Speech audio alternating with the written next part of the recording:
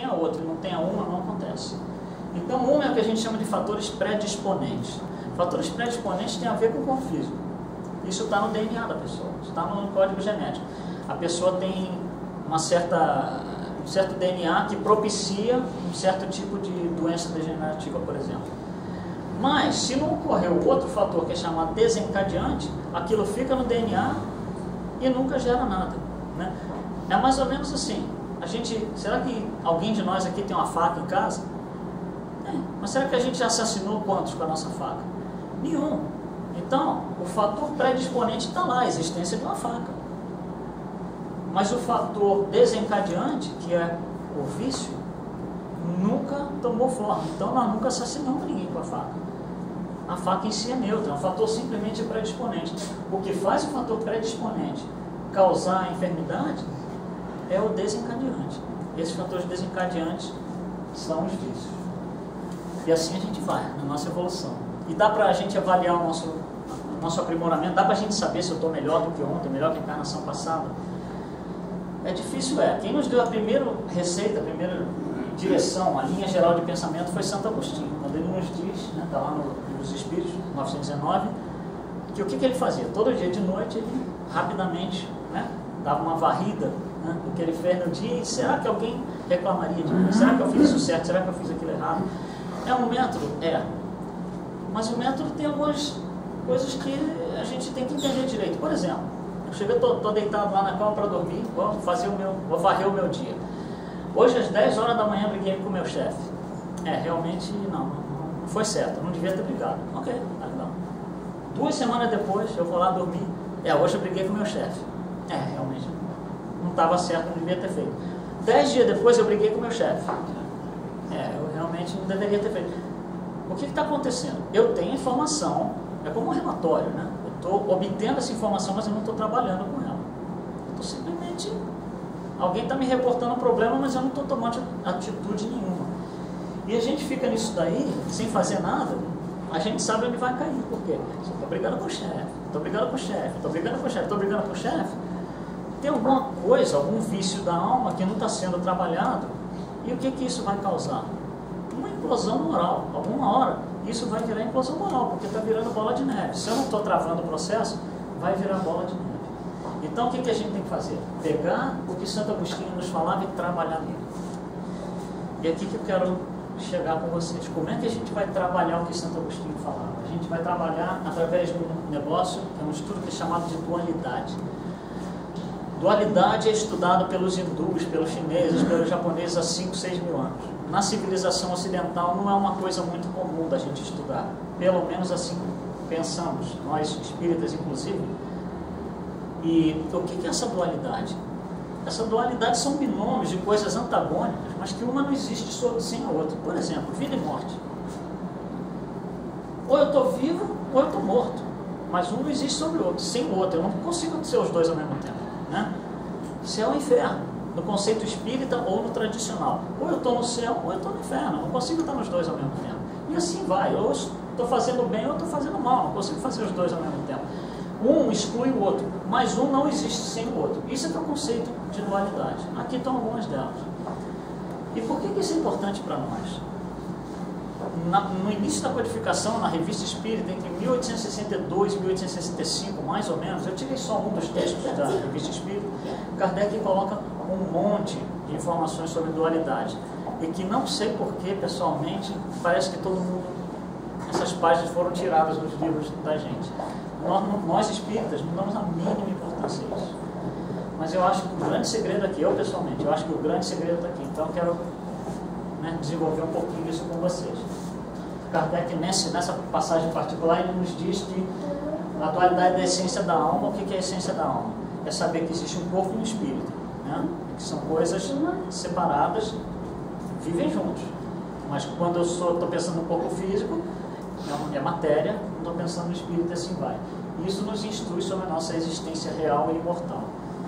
Ou seja, se eu ficar analisando só corpo físico, eu estou esquecendo o outro lado. Se eu analisar só espírito, eu estou esquecendo o corpo físico. Isso é uma das simples passagens de Kardec. Eu só quero dizer aqui que ele trabalhou muito isso no início da doutrina e nós jogamos tudo isso fora. Nós não jogamos fora, nós simplesmente não sabemos que trabalhamos isso, né? Mas nós vamos trabalhar isso agora. Em 10 minutos nós vamos mexer com isso aqui. O plano físico, ou seja, nós encarnados, é de natureza dualista por definição. Significa o quê? Que existe alguma coisa e outra coisa que são antagônicas e uma não existe sem a outra. Por exemplo, vida e morte, como eu falei, né? Céu, inferno, etc. O nosso plano físico, quando nós estamos encarnados, ele é dualista. É mais fácil a gente dar um exemplo do que tentar explicar filosoficamente isso. Imagina que há muitas encarnações atrás eu era um grande bandidão. Aquele bandidão assim que não dá nem para imaginar. Aí passa a encarnação, vou melhorando, vou melhorando, vou melhorando, vou melhorando. Aí na última encarnação eu fui um ladrãozinho assim de cacaracata, né? E na última eu balancei. Não cheguei a ser ladrão, mas eu balancei. Então essa agora vai ser a minha prova. Não é provas e expiações? Tem que passar pela prova, tá certo? Então nessa encarnação aqui eu estou na prova. Então eu estou sendo testado.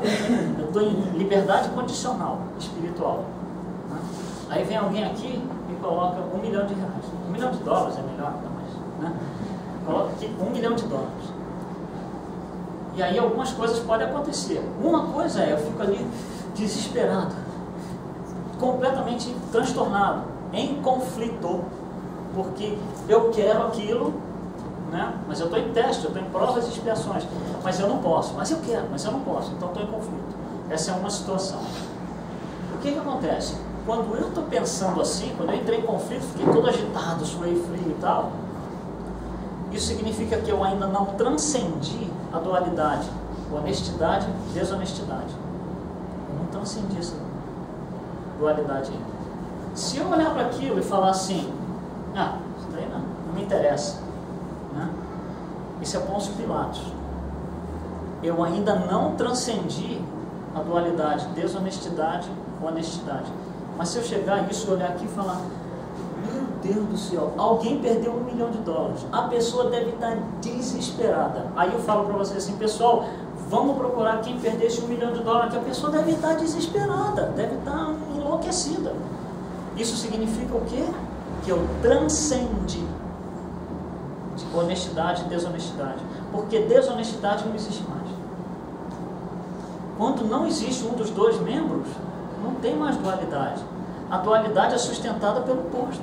Quando não tem mais desonestidade, eu já transcendi essa coisa.